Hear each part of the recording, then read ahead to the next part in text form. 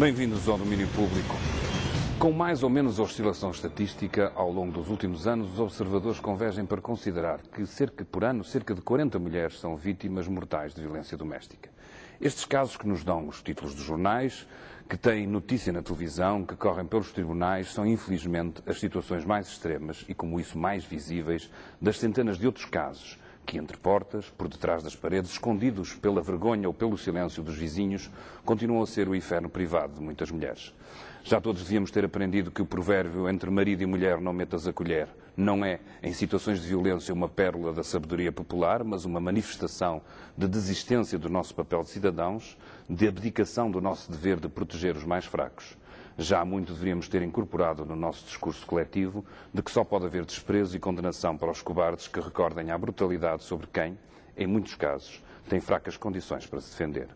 Mas, infelizmente, apesar de haver progressos nestas frentes, há ainda muita coisa para fazer, como nos vai dizendo a estatística, como vamos sabendo dos relatos terríveis que todos, pelos mídias ou por outros meios, já escutamos. Para melhor entendermos este flagelo social, para saber os caminhos que coletivamente e individualmente devemos trilhar de forma a minorar o problema da violência doméstica, temos hoje connosco Manuel Albano, vice-presidente da Comissão para a Igualdade e Cidadania, Maria Filomena Neto, advogada, responsável pela implementação do protocolo relativo à violência doméstica celebrado entre a Ordem dos Advogados e a Comissão da Igualdade dos Direitos das Mulheres, desde 2005, e Maria José Magalhães, presidente da União das Mulheres Alternativa e Resposta, mais conhecida pela sigla UMAR. Bem-vindos a este programa. Em casa já sabem que nos podem contactar pelo e-mail dominio.publico@porto.pt e me enviarem-nos as vossas perguntas. E a começar por Maria José Magalhães, para lhe perguntar, nesta coisa da estatística, eu há bocadinho avancei, se calhar com alguma ousadia, aquele número, mas reparei na pesquisa que fizemos para este programa, que há uma variação de números. A UMAR dedicou-se durante algum tempo a contabilizar, nomeadamente, os casos que vinham nos jornais, 22 em 2007, 46 em 2008, 29 em 2009, 43 em 2010, mas há também quem defenda que era mais fiável olharmos para os casos julgados em tribunal, que nos dá outra coisa razoavelmente diferente. Por exemplo, 42 homicídios julgados em 2007, 36 em 2008, 43 em 2009. Qual é o ponto, neste momento, da situação em termos numéricos, se isto nos ajuda, pelo menos, a entender, de alguma forma, e apesar do que é que falamos quando falamos de violência doméstica, porque estes são, como eu dizia, os casos mais extremos, mas haverá muitos mais. O que é que nós sabemos, de facto? Bom, nós sabemos que a violência doméstica atinge, até pelas queixas que são apresentadas no Ministério da Administração Interna, acima das 30 mil queixas, anualmente, e tem vindo a subir na ordem dos 11%. Em relação ao homicídio, a UMAR continua a contabilizar, através das notícias e de outras fontes que nos chegam, efetivamente, o homicídio de mulheres por violência doméstica pelo marido, ex-marido, ex-namorado, mas também por outros familiares, porque a violência doméstica engloba também esse enquadramento.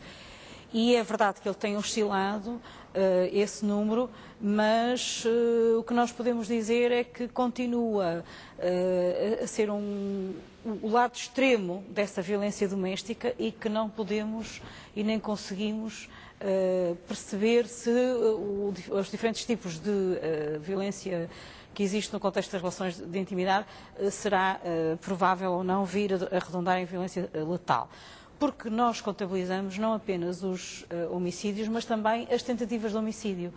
Porque em alguns casos, por muita sorte, aquelas mulheres não foram assassinadas. E par dos 43 homicídios, por exemplo, de 2010, nós temos 60 e tal tentativas de homicídio relativamente a esse ano.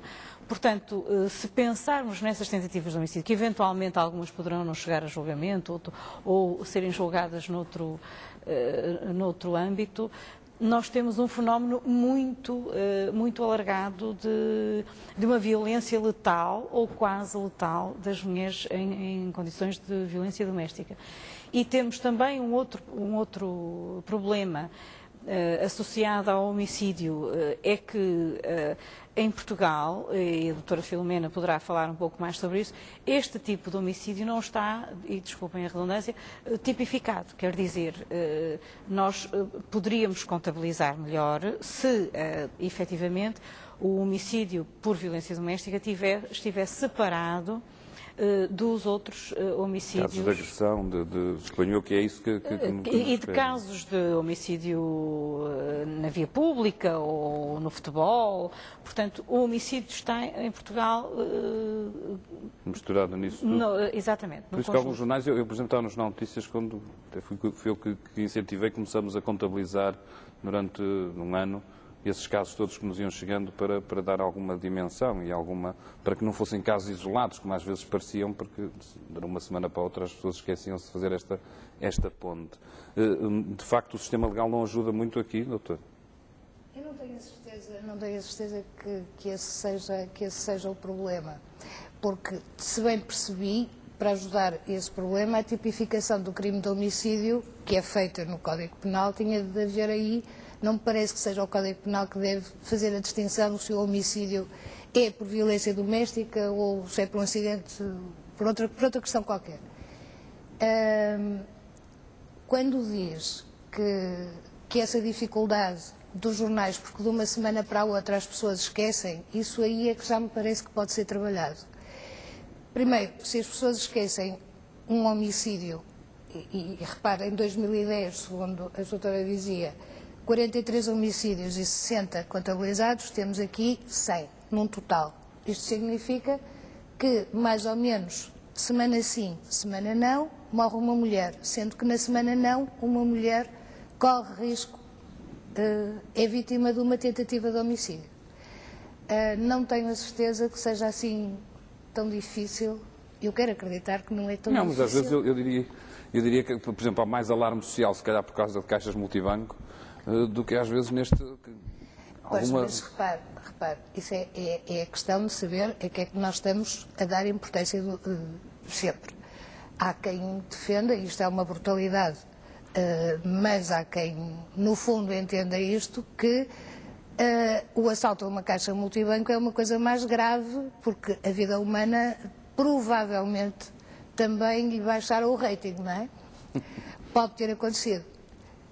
Se para além de falarmos de uma vida humana, estamos a falar de uma mulher, o rating desce ainda mais.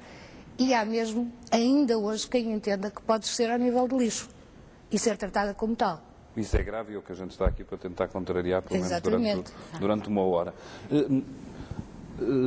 Albano, acha que o fenómeno está suficientemente estudado, que de facto nós temos, apesar de tudo, conhecimento, mesmo que escapando a esta voragem às vezes do dia-a-dia e das notícias, temos nós, e quando digo nós, digo as autoridades, têm consciência do problema, sente-se satisfeito com aquilo que existe, com aquilo que as universidades, as autoridades... Tudo satisfeito isso, com aquilo que existe, mas nunca pode estar quando, nem que fosse uma mulher que morresse. Sim, mas não é sobre o caso. Sim, eu sei, está a falar num ponto de vista global e de um ponto de vista do fenómeno em si, isso está a estudar.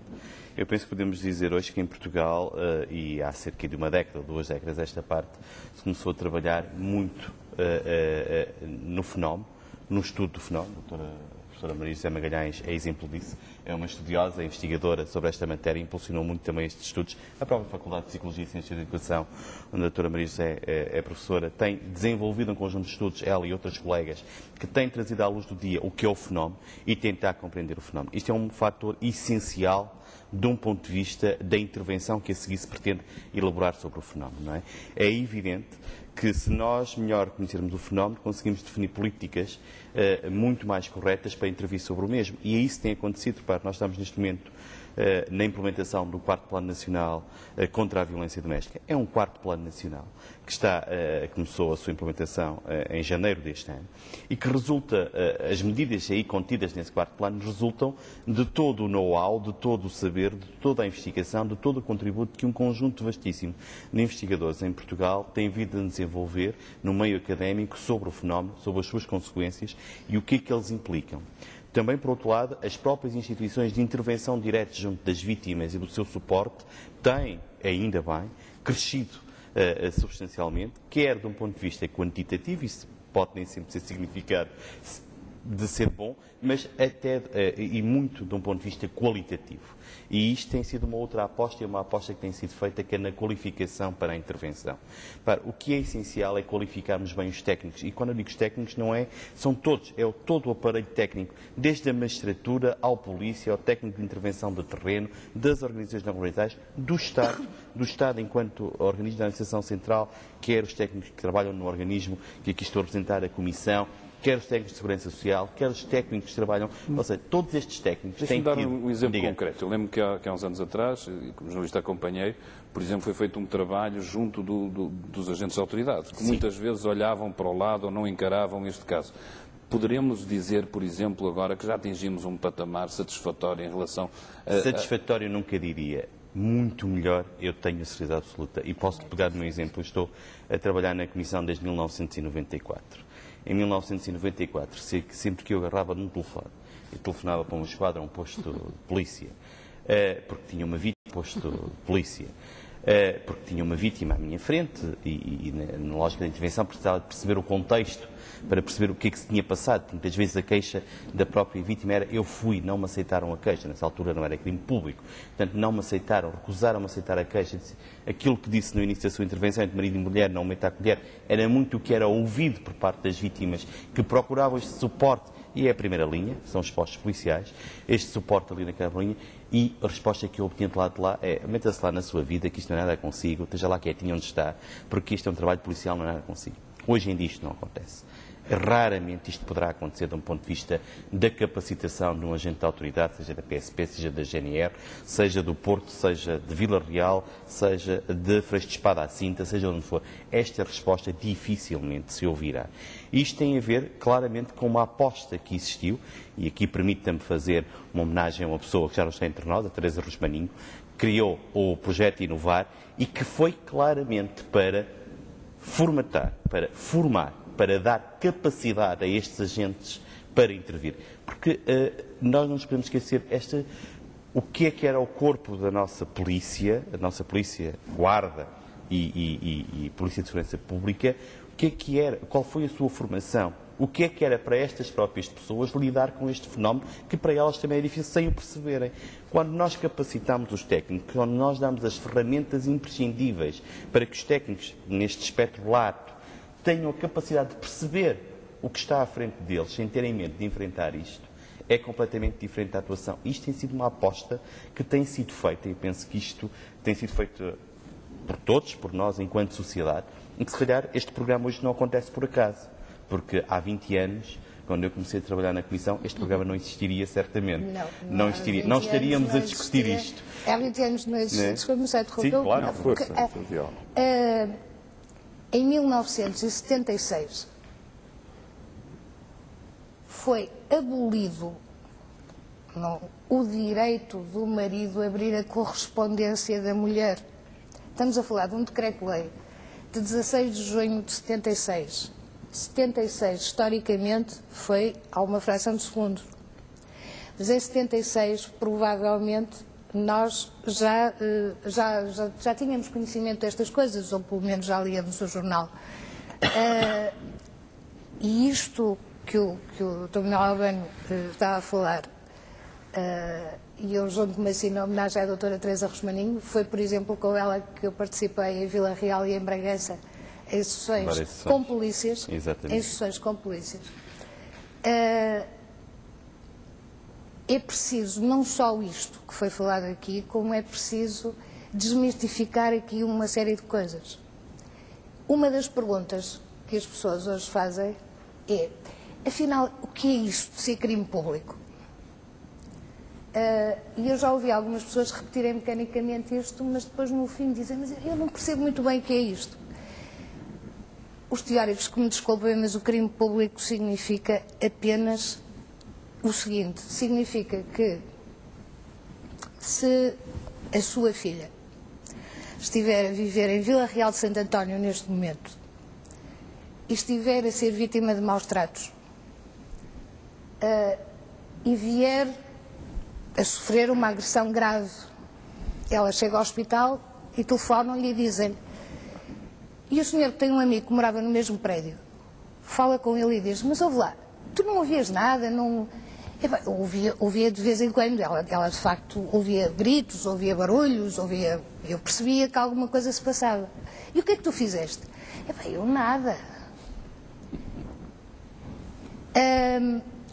O facto de ser crime público significa que aquilo que muitos de nós, felizmente, temos como instinto, que é proteger os mais fracos, é o instinto básico da sobrevivência humana, ou da empatia, ou da solidariedade. A lei não fez mais do que dizer: o seu instinto está certo. Nós damos-lhe cobertura legal, avance. Avance. Isto é a maneira, digamos, mais simples de ver isto, porque o direito é simples. Ou supõe-se que devia ser, porque o direito em si não é um valor. A justiça é um valor. E o direito serve para alcançar a justiça.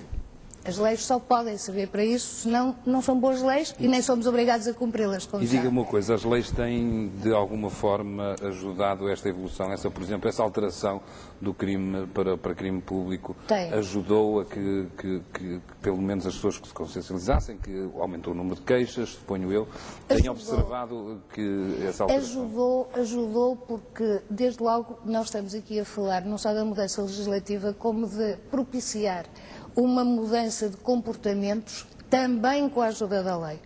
A lei não vai mudar a sociedade só por si. A lei é um instrumento, é uma ferramenta, mas essa ferramenta é uma ferramenta importante.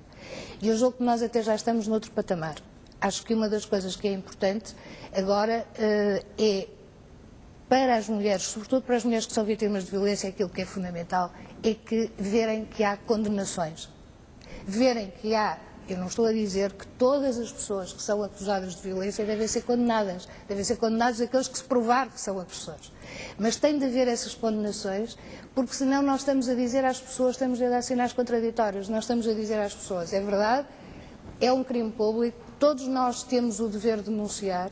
Houve trabalho feito nas polícias no sentido do acolhimento, no sentido da queixa, daquela queixa padrão, da sensibilização dos operadores de justiça, sejam magistrados do Ministério Público, sejam juízes, mas depois não acontece nada.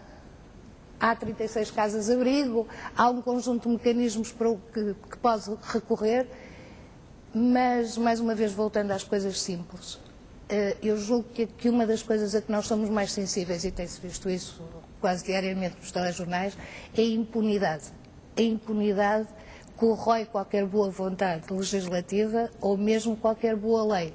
Mas já lá iremos ao funcionamento da máquina. Eu antes só queria esclarecer uma coisa, com Maria José Magalhães, que é, parece-me a mim, e os espanhóis sobre isso têm, se calhar, outra designação. Eu vejo ali no nosso rodapé, diz violência doméstica, mas muitos casos que são às vezes tratados não têm nada de doméstico, digo eu, as pessoas associam a um lar. Mas nós vimos, por exemplo, casos entre namorados. Não faria mais sentido às vezes falarmos de violência de género do que de falarmos de violência doméstica? Estamos a misturar demasiado as coisas, porque eu às vezes vejo vocês, por exemplo, o Mar, a misturar um bocadinho isso. Nós na altura, de quando foi a discussão, a audiência pública da discussão da lei de sentido, que veio depois a ser a lei 112 de 2009, 16 de setembro, efetivamente sugerimos e propusemos que se falasse em violência de género como se fala no Estado espanhol.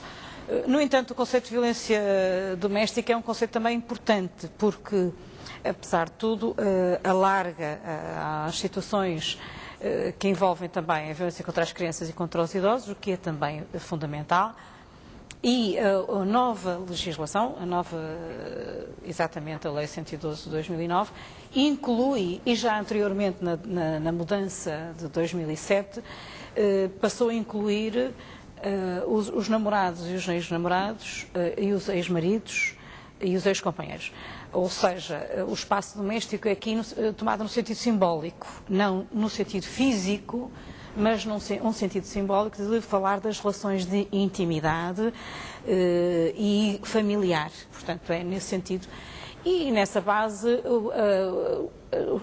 a família, digamos, ou o espaço das relações de intimidade, deviam ser um espaço de segurança, de proteção, de respeito pelo outro e faz sentido chamar violência doméstica. A violência de género tinha uma vantagem de trazer ao de cima as questões de género e nomear o facto de que, efetivamente, a sociedade ainda é desequilibrada no que diz respeito às relações entre homens e mulheres e às questões de género, que não são também só contra as mulheres.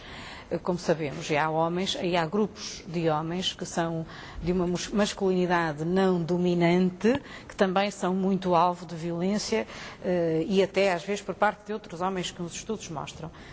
Eu gostava de dizer uma coisa sobre o crime público, é que o crime público trouxe uma vantagem muito grande para a sociedade, porque engloba, como disse a doutora Filomena, engloba toda a sociedade como responsável para a erradicação do crime e não apenas a vítima, e não depende da queixa da vítima e, portanto, a vítima poderá ou não estar sujeita à pressão do agressor para retirar a queixa, mas já não vai depender dela e a pressão, mesmo que seja feita, não terá a mesma intencionalidade que teria ou que teve quando o crime foi semipúblico ou semiprivado. E aqui dizer uma coisa em relação aos profissionais, como disse o Dr. Albano, é que efetivamente nota-se na parte, neste momento num projeto de amor médico que estamos a fazer na faculdade e a acabar, tenho a dizer que, tirando as instituições especializadas de apoio às vítimas, os profissionais que mostram maior sensibilidade para as questões da violência doméstica são os profissionais das forças de segurança. A diferença aí entrevista-se os da saúde, ainda não é perfeição. A da educação, e eventualmente alguns setores da justiça, e nós sentimos, o que não quer dizer que todos, mas como em todas as profissões, não é? Ainda há muito a fazer também nas forças de segurança, mas eles fazem a diferença. Portanto, há aqui um trabalho a fazer com os outros setores profissionais. E essa primeira abordagem, porque muitas vezes, como referiu, é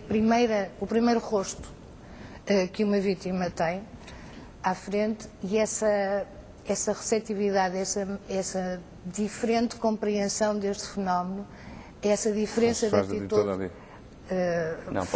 faz toda a diferença e pode fazer toda a diferença até na sequência do que isso tenha. Na sequência do que isso tenha. Eu estou completamente de acordo que foi de facto talvez o primeiro patamar onde eu tive o retorno, até através de pessoas com quem falava, eu tinha o retorno dessa diferença de tratamento. Falamos aqui desta alteração legislativa como uma das formas de conseguirmos alterar a percepção pública e privada também deste crime. E as campanhas de civilização? Está a decorrer uma que até tem imagens com algum peso, alguma violência. Há noção se elas funcionam ou se é bastante melhor este outro trabalho que deram exemplos aqui, de junto das forças profissionais, tudo isso? São patamares diferentes de intervenção, não é? Nós, quando fazemos uma campanha, a campanha é dirigida a um grande público. Portanto, o alvo da campanha que se pretende é precisamente isto, a sensibilização social, a crítica social do fenómeno, que isto passa a ser interiorizado pelas próprias pessoas e que nos capacite sobre isso. Eu vi aqui um dado interessante sobre um programa, um estudo levado a cabo pelo Programa para Agressores de Violência Doméstica, que dava-nos um indicador que também parecia positivo, o aumento do autocontrole dos agressores. Sim, e a consciência... Foi apresentado na sexta-feira passada, é um dos programas. É uma das novas medidas que existem, que a 112 veio permitir, como seja o Programa de Intervenção para Agressores, que foi um programa piloto coordenado pela Direção-Geral da Intervenção Social, no qual a Comissão para a Ciência e Igualdade de Género teve participação em parceria com eles, com uma teleassistência que protege as vítimas, como também a vigilância eletrónica aos agressores. Ou seja, estão todas medidas que vem com a Lei 112, medidas de processo penal, mas aqui a doutora Filomena corrigiu-me se eu tiver de alguma gralha, de um ponto de vista mais preciso, de um ponto de vista jurídico, e que permitem também este controle social e este apoio, ou seja, esta dupla faceta, por um lado, o controle social de quem prevarica, de quem comete o crime, por outro lado, o apoio, porque a sociedade também, e o programa de intervenção junto dos agressores, é mesmo isto, é percepcionar, são agressores que aceitam, por um lado, têm sempre que aceitar e ingressar no programa, é sempre uma medida judicial, contudo, eles têm que ter o seu agrément para ingressar no programa, e que, pelo menos, dados provisórios que foram apresentados na passada sexta-feira na conclusão deste projeto piloto, que agora vai ter abrangência em território nacional, foi só na região norte do país em que ele teve atuação, agora vai abranger todo o território nacional, dão-nos alguns dados que nos satisfazem desse ponto de vista, ou seja, que quando existe uma intervenção a partir de todo um conjunto de técnicas junto dos agressores, podemos ter aqui um resultado deste controle da agressividade, da impulsividade. Por outro lado, também, e voltando à sua primeira questão, a intervenção tem que ser a dois níveis. Por um lado, a sensibilização da opinião pública para isso, e a campanha deste ano, que foi a opção e escolha de avançar com ela, não foi por acaso. Sabíamos os riscos que corríamos, que ia ser amada e odiada, queria ser, pelo menos, falada, e isso é um grande resultado, mas aquela é a consequência real do que pode acontecer. Ainda hoje, curiosamente, saía de uma reunião de pais que tive na escola do meu filho, encontrando uma coleguinha, que já tem 11 anos, encontrando uma coleguinha, ela me dizia: em que é que tu trabalhas? E eu respondi: olha, trabalho, disse onde trabalhava, e ela ficou a olhar para mim. E depois disse: olha, trabalho com a violência doméstica, tu sabes o que isso é? E ela disse: sei, eu outro dia vi nas traseiras do autocarro a campanha e impressionou-me imenso, e perguntei à minha mãe o que era aquilo, o que é que podia ser. E a minha mãe teve-me a explicar. E disse: olha, estás a ver, e percebestes? E estive com ela, uma criança de 11 anos, ali, durante 10 minutos, a falar um bocadinho sobre isto e o que é que isto significa. Ou seja, atingiu. É certo que é uma imagem forte, todos temos consciência disso, mas aquilo é real, aquilo não é acaso, aquilo não existe, não é ficção. É evidente que a imagem daquela pessoa é ficção, aquela pessoa, mas infelizmente podia ser, mas aquela podia ser a consequência, e é a consequência. Os dados que nós utilizamos na campanha, os números que aparecem, 176 mortes em 5 anos, são os dados que foram recolhidos pelo mar, a partir do Observatório das Mulheres Assassinadas, e que podem ser uma gota d'água, como disse, quando teve responsabilidade de dar notícias, procurou durante um ano pelo menos contabilizar. Vai despolutar isto. O vosso papel, o papel da comunicação social, é fundamental nesta consciência social e na integração disto como uma problemática que nos diz respeito. Se nós não aceitarmos isto como uma problemática, nós não ligamos. Não é? Porque se calhar ligam mais ao multibanco que nos mexe no bolso. Isto é um exagero isto que eu estou a dizer. Também mexe no bolso. Já tivemos mas quando eu estou a dizer isto, é que se não nos toca, se não é algo que nos diz respeito a nós próprios e que nós passamos a ter uma crítica social, a crítica social do fenómeno é o que pode fazer maior sobre o fenómeno, sobre a sua intervenção. E isto é essencial. E as campanhas têm esta grande vantagem. E nós temos todos que assumir esta crítica social. Nós não podemos, o exemplo que a doutora Filomena deu, fictício, do que aconteceria naquela situação que ela expôs, é isto. Nós não podemos tolerar que isto aconteça e viremos a cara para o lado. Porque não é connosco. Pode ser connosco. Não é pode, é connosco. Não. E esta é a nossa grande responsabilidade social. Porque nós não podemos aceitar. Porque se está a passar, é um crime, é uma violação grosseira dos direitos humanos, e é isto que nós estamos a falar. E, portanto, é essencial. Não, isto é um cancro. É um cancro, exatamente. Isto é um cancro. Que alastra se não for cortado. Se pensar um bocadinho, tem as mesmas características. Pode acontecer a qualquer um de nós. Não há classes sociais aqui? Não há, pode acontecer a qualquer um de nós. Pode acontecer em qualquer idade. E eu às vezes penso nisto quando me dizem: ui, isso é muito difícil, é muito complexo. E uma vez eu disse: pois é, ocorre-me que é igualmente complexo tentar descobrir a cura do cancro. Não imensas pessoas com imensos recursos e todas já chegaram à conclusão que é muito complexo. Alguém já desistiu? Não. É a mesma coisa. É a mesma coisa. Os custos sociais, tudo isto. Nós falamos dos homicídios que vêm relatados nos jornais, mas não falamos dos suicídios, das mortes silenciosas, de muitas mulheres que nunca vão fazer parte da estatística. Essas nem estatística são.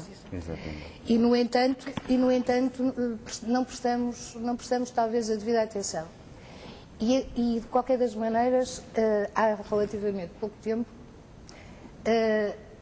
eu li no relatório o seguinte: existem alterações ao nível dos cromossomas que são iguais nas pessoas que estiveram, nos soldados que estiveram em cenários de guerra, e designadamente aquele que era referido era do Afeganistão, e as das mulheres que são expostas à violência doméstica.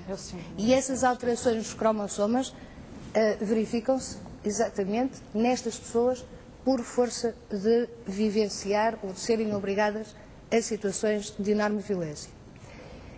Há bocado levantou uma questão que, curiosamente, eu vi levantada em Espanha, precisamente, no El País. Em Espanha está um bocadinho ao contrário. Em Espanha, a violência doméstica é tipificada como violência de género.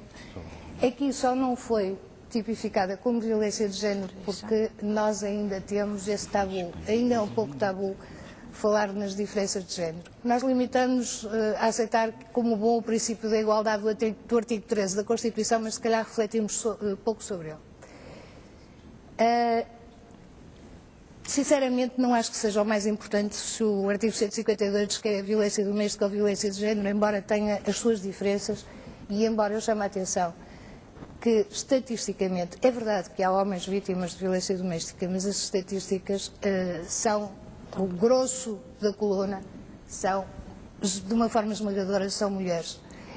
E, portanto, há aqui claramente uma diferenciação de género. E há muito pouca atenção, e eu suspeito que possa haver cada vez menos, ao contrário do que parece, há muito pouca atenção na educação para a igualdade. Aquilo que o Dr. Manuel Albano falava há bocado, dando o exemplo daquela menina de 11 anos, nós precisamos de fazer isso quase como obrigação curricular. Nós conseguimos coisas espantosas. Vou-lhe dar um exemplo. Alguém me contava que estava a lavar os dentes com a torneira aberta. E o filho, pequeno, chegou e disse: "Ó pai, não podes fazer assim." Fechou a torneira e disse: "Tu não sabes que não podemos gastar assim água para nada." Se pensar, se transpuser isto para um dos objetivos, que eu considero que é o objetivo fundamental, é tornar odioso a ideia da agressão. Como da mesma maneira que tornamos odioso, se calhar a comparação não será muito elegante, mas eu julgo que é impressiva. Se calhar há muito menos gente que há 20 anos a comer uma banana na praia e a deitar a casca assim. Porque há tantos olhos furiosos que lhe vão cair em cima que as pessoas nem que seja por isso, ora, se nós conseguirmos, e isso tem de ser conseguido também através da educação, porque aquilo que se parece estar indiciado no estudo da Universidade do Minho é que 1 em 4 mulheres entre os 16 e os 25 anos é vítima de violência. Quanto é? 23%. 23%. É 1 em cada 4. Ora, isto parece quase uma condenação, afinal isto não muda, afinal os números continuam a ser consistentes. Eu não tenho a certeza se continuam a ser consistentes e, sobretudo, não tenho a certeza, ou tenho praticamente a certeza que nós não podemos fazer essa afirmação. São inconsistentes desde quando? O depósito de mulher casada, o devolver a mulher, tudo isto estava no Código Civil quando eu já era nascida. Não foi propriamente no tempo de Dom Dinis. Portanto, há aqui, eu sinto muitas vezes um misto de impaciência, mas ao mesmo tempo, e de uma necessidade de acelerar tudo isto, mas ao mesmo tempo a compreensão de que agora, talvez mais do que mecanismos legais, de novas leis, agora se calhar precisamos de uma intervenção social com vários planos. Aquilo que o Dr. Manuel Albano estava a falar acerca do cartaz deste ano, eu julgo que o cartaz deste ano era fundamental, mas, como em quase tudo, também é um cartaz que para algumas vítimas pode ser dissuasor de fazer a queixa. O medo é uma situação importante. E há uma coisa que atualmente me faz muita confusão. Eu tenho-me deparado com algumas pessoas, bastantes pessoas. O El País diz que em Espanha são 40%. Eu não tenho dados para poder dizer isto, mas suspeito que se calhar não andaremos longe. Vou-lhe dar alguns exemplos de mulheres jovens, estamos a falar de mulheres, que dizem, se elas continuam em casa é porque querem.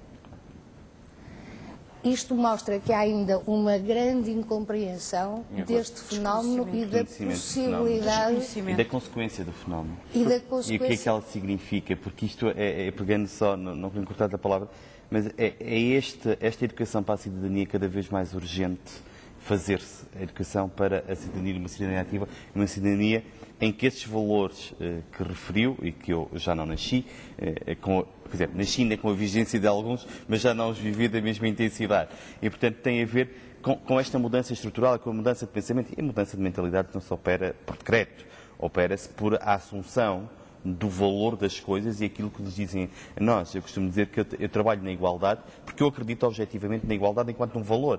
E se nós não a transformarmos enquanto um valor para nós próprios, isto que a doutora Filomena está a dizer, de que jovens dizem elas estão porque querem ou porque gostam, Mas ao mesmo tempo é porque se calhar também já acreditam mais na capacidade de autonomia das pessoas fugirem a isso, ou porque não têm capacidade de reflexão sobre o próprio fenómeno e o que é que condiciona a que estas mulheres muitas vezes mantenham relações de 20, 30, 40, 50 anos numa relação de violência. Porque isto é real, isto não é ficção. Todos nós estamos aqui à volta, sabemos isto e já ouvimos histórias de mulheres que vivem violências de 50 anos. E que nós podemos, assim, à primeira imagem, dizer, bom, eu não percebo isto, mas isto é uma loucura. Mas temos a obrigação, pelo menos os técnicos que intervêm nesta problemática, têm a obrigação de perceber. Deixa-me fazer uma pergunta que vem de um telespectador, não vem a propósito, mas também temos que os ouvir. Pergunta-nos Paulo Mendonça de Aveiro se existem dados estatísticos sobre violência doméstica entre casais e pessoas do mesmo sexo. Já existe tratamento? Em Portugal não, mas começam já alguns estudos. Mas que existe... eu não tenho agora os números, mas já no relatório do Ministério da Administração Interna das queixas apresentadas já começam a aparecer queixas. Agora, isto não... Nós não podemos tipificar isto também, porque não é permitido, as pessoas não se identificam como sendo de uma orientação sexual. E sabemos que há mulheres lésbicas nas casas de abrigo e que não são obrigadas a dizer qual é a sua orientação sexual. Eu agora aproveitava para falar um pouco, pegar um pouco naquilo que disse a doutora Filomena e o doutor Albano, que é a questão da sensibilização pública, tem que apanhar também, tem que envolver também algumas dimensões. Os dados da violência no namoro mostram que as jovens estão na mesma situação em termos de consciencialização que estão as adultas, as mulheres adultas, o que significa que a educação não tem feito o seu trabalho, como disse a doutora Filomena. A educação para a igualdade e a educação para a prevenção da violência, de violência de género e das outras formas de violência. E há também outra mensagem que precisa de ser dada, que é através das condenações, que também disse a doutora Filomena. Porque se nós dizemos que é crime, se há campanha a dizer não cale, denuncia, e a vítima vai denunciar, a vizinha vai denunciar, mas depois, afinal, Sua Excelência fica ali feito rei, como diz, e em casa feito rei, e quem anda aí às volandas pelo país fora, às escondidas, e as crianças a mudar de escola, são as mulheres e as crianças, isto não faz sentido, não é? E também não faz sentido que uma pessoa provadamente agressora, comprovadamente agressora, provada pelo tribunal, que tratou mal a mulher e os filhos e que ainda por cima, esta vítima, que está numa casa-abrigo em perigo de vida, fugida, teve que mudar a sua identidade, mudar o seu trabalho, as suas relações sociais, tudo, ficou quase sem nada e teve que sair de sua casa, ainda tem que levar as crianças para ir visitar, para as crianças levar as visitas já ao agressor. Quer dizer, há aqui coisas que nós, em termos de sensibilidade... Deixe-me só aproveitar a deixa para lhe fazer também uma pergunta que nos chega por e-mail. Cristina Avelar, que nos pergunta se uma vítima de violência doméstica sair de casa para fugir ao agressor perde o direito à casa, que me parece ser... Não perde, mas não há... Desculpa, não perde, mas não há registro, disseram as instituições que eu entrevistei nas casas de abrigo, não há registro das mulheres vítimas de violência que tenham sido de casa que tenham voltado às suas casas. Ela não perde em termos da lei. O agressor também não perde. Não. Vamos separar isto. Vamos separar isto em duas questões. Então eu vou registrar uma situação. Mas isto, mais uma vez, é preciso ter aí atenção. A bondade da lei, quando digo a bondade, é essa ironia. Essa é uma pergunta recorrente. As mulheres que saem de casa não perdem o direito à casa ou o direito aos filhos, como se costuma dizer. Isto mostra mais uma vez a importância da alteração da legislação. Até 1977 perdia mesmo. Ela tinha de se deixar matar em casa se não quisesse perder ou pôr em risco o direito à casa, e esse perdia direitinho, e até o direito aos filhos. E só não perdia o direito aos filhos porque nessa altura a maior parte dos homens queriam mesmo, era no limite de não se maçar muito e pagar uma pensão de alimentos. Pronto, e agora mudaram muitos deles de atitude e felizmente. O não perder o direito pode significar apenas um conceito vazio, mas pode ser vazio não por limitação da lei, mas porque há circunstâncias objetivas. Uma mulher vítima de violência que tem de fugir de casa e que mora num sítio relativamente pequeno ou até num sítio relativamente isolado, pode não querer ela própria, independentemente do direito, vir a ocupar aquela casa. Portanto, pode haver, agora, tecnicamente, não perde direito. Mas em Espanha, por exemplo, o que aconteceu foi o contrário. É eles que saem. Eles têm que sair. Mas cá também é possível, digamos. De aplicar a lei. Mas nós ainda não temos Vamos falar desta aplicação da lei. não temos essa cultura. Porque o que acontece, por exemplo, é que um senhor, a GNR é chamada para intervir numa situação de violência em casa. E se o senhor não for detido em flagrante delito, o que vai acontecer é que vai passar o fim de semana. Ele vai ser presente a juiz na segunda-feira, eventualmente, ou, se não for possível, até mais tarde. E até assina um papelinho que se compromete a lá ir. O problema é que aquelas duas pessoas ficam lá, ou duas, e podem ficar os filhos, ficam naquela casa. Quem é que se afasta? Nós sabemos que, em muitos casos, as pessoas já foram vítimas, às vezes já fizeram queixa, até se atingirem o... Uma das mulheres que foi morta há poucos meses, foi morta pouco tempo depois de vir ela e o agressor,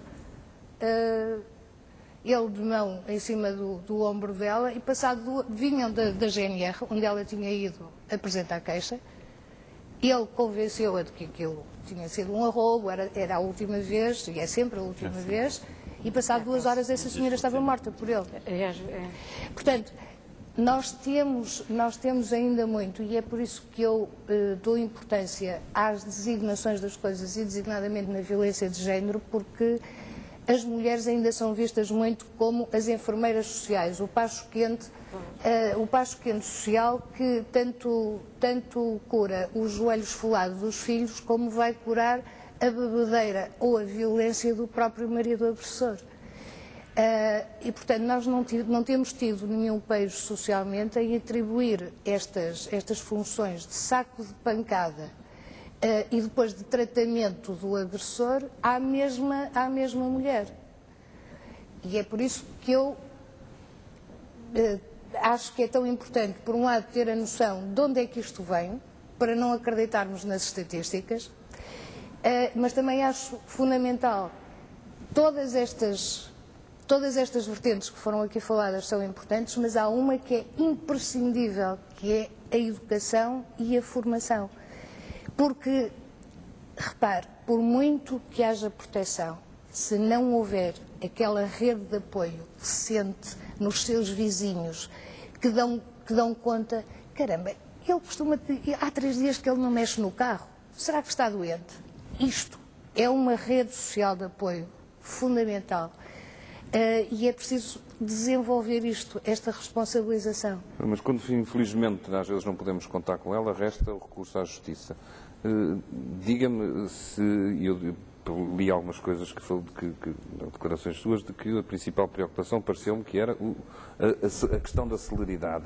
Seria essa, ou haverá outras alterações que podiam ser feitas para melhorar? Ou a celeridade continua a ser o nosso maior problema em termos dentro dos problemas? Acho que a celeridade é um dos problemas fundamentais, porque, repare, se não quiser ver isto da perspectiva do sofrimento que é imposto muitas vezes pela própria justiça, não digo deliberadamente, mas que é imposto pela máquina judicial às vítimas, vamos falar então a linguagem das caixas multibanco, vamos à economia. Eu posso dizer-lhe que conheço uma situação de uma senhora que esteve 3 anos, mais de 3 anos, passou de 3 anos abrigada, esteve numa casa-abrigo. Esses 3 anos custam dinheiro. Nós tivemos, e bem, a pagar custos da manutenção dessa pessoa numa casa-abrigo, e essa é a parte que me parece bem, mas há uma parte que me incomoda, é que eu estive a pagar também para o agressor estar confortavelmente na sua casa, que por acaso até era dela, até que finalmente ela pudesse ir para casa. E aconteceu aqui uma coisa, nesta situação concreta, aconteceu uma coisa até um pouco, para a minha sensibilidade, um pouco anómala e um pouco ao contrário. É que a ação civil, o divórcio, resolveu-se mais depressa do que o processo crime. Ora, se nós temos o processo crime como a última ratio da intervenção judicial, isto é, o processo crime, todos nós temos essa noção, o processo crime é para as coisas verdadeiramente importantes, é a vida, aliás, como dizia o meu avô, é a vida e a fazenda. Aqui verificou-se que a ação civil resolve-se e o processo crime resolve-se talvez um ano e meio depois. Mas então diria que um ano e meio depois. É o pior. A celeridade é importante e a celeridade também tem de haver da parte dos tribunais, e os tribunais não é toda a gente que lá está, que lá trabalha, também uma atenção especial para estas situações. Eu não tenho a certeza se estes processos devem ter um tratamento necessariamente diferente ou com uma urgência diferente, até porque acho que existem razões, neste patamar do processo de crime, existem sempre razões para quase todos os processos. Agora, que a lentidão da justiça penaliza as vítimas e permeia os violadores da lei, isso eu não tenho dúvidas nenhumas, portanto, como isto beneficia o infrator. É isso que acontece. E é por isso que é tão importante dar este sinal às pessoas. Eu acho que uma vítima de violência doméstica precisa de muita coragem para conseguir sair. Agora, o que nós não podemos, sob pena de estarmos a fazer publicidade enganosa, nós não podemos dizer, faça isto, dê aqueles passos, aconteça, e depois não acontece nada. E parece que temos todos um receio, um puritanismo excessivo, no sentido de dizer, coitado, agora pode ser condenado. Pois pode, mas quando não paga os seus impostos, as finanças penhoram-lhe os seus bens. Nóbana, uma coisa que referiu há bocado e que eu acho que estamos quase a terminar, mas eu acho que era importante porque me parece ser, de facto, uma das coisas que mais a mim me choca, que é esta duração, às vezes, contínua destes crimes. Onde é que está, quer dizer, e não quero pensar na pior resposta, mas como é que ajudamos as pessoas que estão há muitos anos a sofrer isto, a terem o clique de tentar resolver o problema? O que é que a vossa experiência vos diz? O que é que motivou muita gente? O clique são tantos e tão variáveis. Às vezes são coisas que para nós nos parecem insignificantes e para aquela pessoa foi o que disse: chega, basta, eu não quero mais. Às vezes, em muitas situações, muitas vezes é quando a agressão física atinge os filhos, por exemplo. E aí há o clique da pessoa: chega, já não posso mais. Muitas vezes já saturei, já não tenho, já deixei de ser o saco de pancada e eu já percebi que não tenho capacidade para o fazer mudar. Portanto, chega, não quero mais. Agora, o que é importante é que as pessoas percebam, e acima de tudo, que este clique tem que surgir muitas vezes das próprias pessoas. Procura-se ajudar a partir da educação, a partir das ações, a partir de processos que muitas vezes são complexos. Às vezes, de um amigo, de uma amiga que diz: olha, vai, procura, liga. A utilização de linhas telefónicas, é uma linha que é o 800-202-148, que atende 24 horas por dia, uma linha gratuita, completamente confidencial para quem telefona. A pessoa não tem que se identificar e isso às vezes é o clique que a pessoa percebe que é vítima. Porque ainda há muitas, e na lógica daquilo que a doutora Filomena dizia, ainda há muitas mulheres que dizem que são culpadas por serem vítimas, ou que se reconhecem como tal. Eu tive algumas situações de atendimento direto em que a identificação, ou que elas justificavam pelo facto de terem sido vítimas. Uma vez uma senhora, uma jovem, que entrou numa situação bastante lastimosa do ponto de vista físico no nosso serviço, a justificação que ela encontrava para ter sido vítima era que ela tinha feito as torradas de regueifa e não de pão de forma como ele gostava. Isto era o ato que ela identificava e que ele tinha tido razão, e a causa para ele ter batido, e que ele tinha razão, porque ela tinha a obrigação de saber que ele gostava. Ou seja, este clique... Se eu não tivesse respondido, ele não me tinha batido. Ele não me tinha batido, exatamente. Se ele não tivesse respondido, e é por isso que o clique tem de ser em duas coisas. Mas também tem que ser da sociedade. Claro. Claro, o clique tem de ser duas coisas, tem de ser do sinal interno da tomada de consciência da pessoa como pessoa, mas fundamentalmente nós temos a obrigação de dar um sinal que tem de ser a esperança, a luz. Se calhar o clique não é um som, é uma luz, é uma possibilidade. É uma possibilidade. E a pessoa tem que sentir que essa possibilidade existe, e que é real. consistente. E que é consistente. Senão pode não ser. Eu só queria dizer que, em relação aqui a este clique, o que é importante também é que nós todos temos culpa no sentido de atribuição das culpas às mulheres, como no decurso do que a doutora Filomena disse. Nós culpamos as mulheres por tudo o que acontece em casa. Então elas também só que se culpam.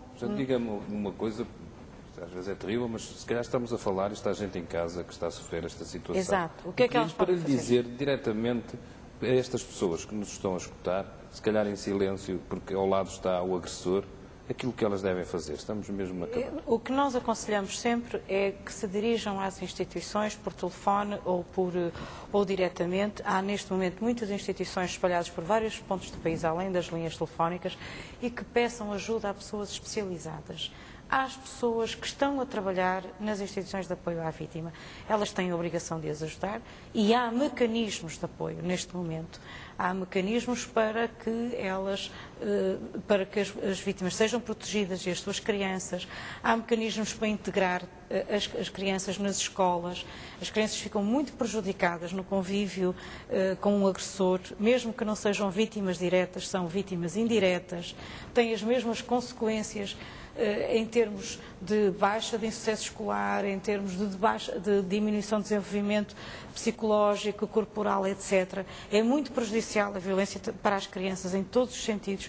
Há apoios e há mecanismos legais, institucionais e emocionais para apoiar, psicológicos, etc., para apoiar as vítimas e as suas crianças e não podem pedi-lo como quiserem.